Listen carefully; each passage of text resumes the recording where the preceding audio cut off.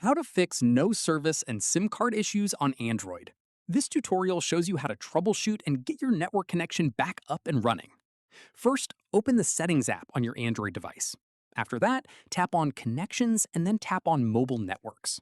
From there, tap on Network Mode and switch it to LTE or 5G preferred to make sure your device is connecting to the right band. At this point, go back to Connections and toggle Airplane Mode on for about 10 seconds, then turn it back off to force a fresh network connection.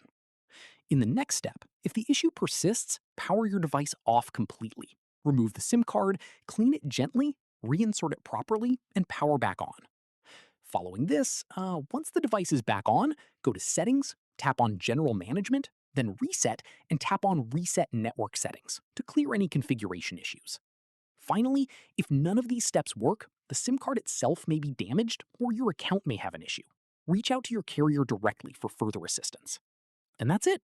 If this guide helped you fix the no service issue on your Android, give it a like, subscribe for more Android tutorials, and tap the bell icon for updates. See you in the next one.